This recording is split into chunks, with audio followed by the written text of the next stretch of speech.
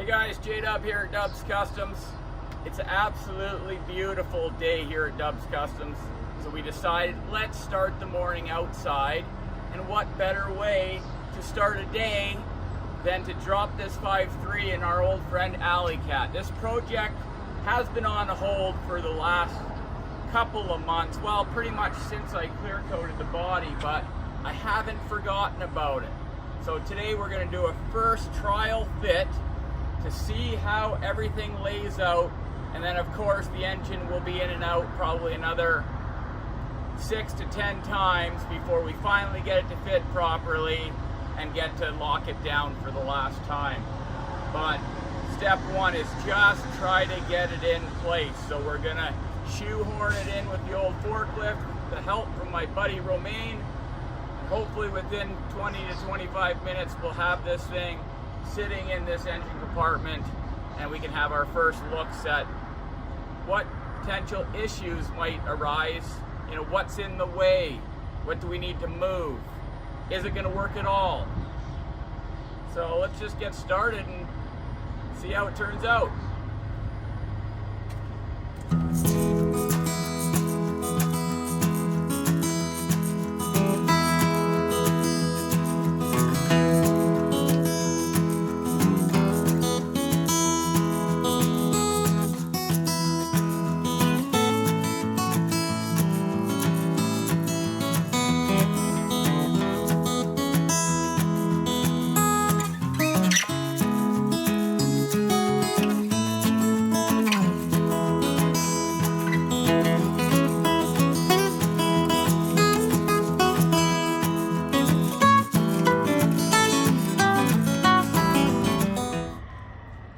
So there it is, we've got the LS installed.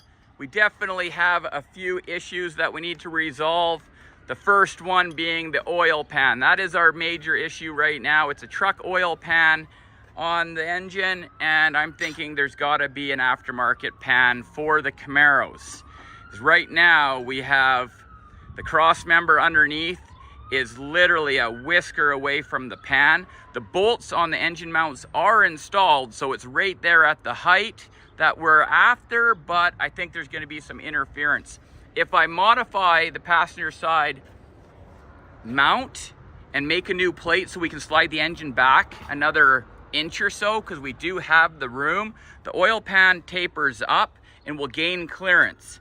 But also the sump is hanging pretty low. So it's telling me that there's an aftermarket oil pan. They're putting LSs in everything these days. So I just got to get on Summit and order one of those suckers.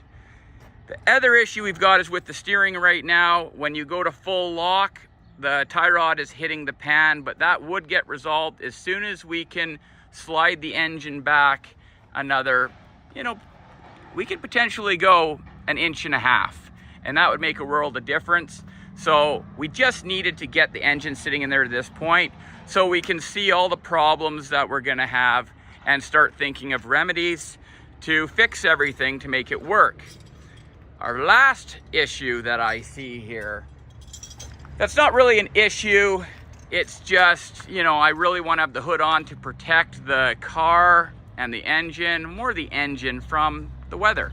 And you can see that the engine sits, well, it's close. It might fit, but I have a feeling we're gonna be touching the underside of the hood.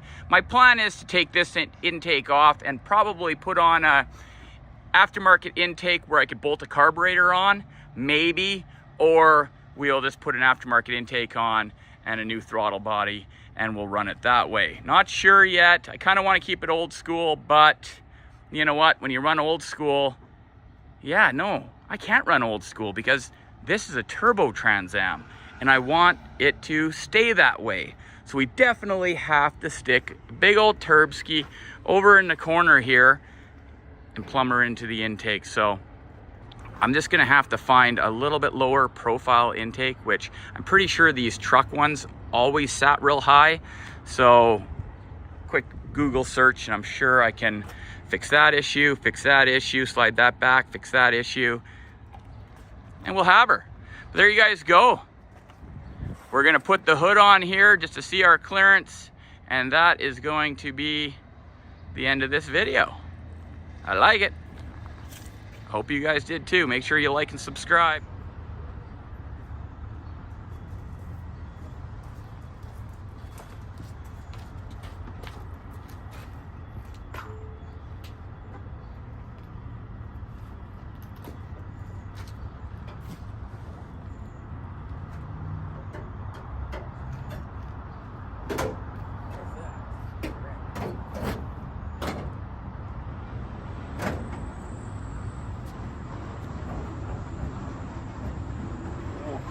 That's in there? I'm not sure. Yeah, back here somewhere. I don't want to click that down, so that's good enough. Yeah, it's on there.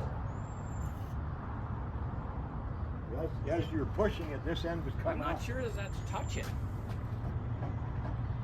It's levering on something. Well, when I look through that hole there, Yeah. I don't. How come when you push Well, it? there's a spring there. Yeah, but why is the end coming up when you push down on here without Yeah, you're locking, right? So it's got to be levering on something.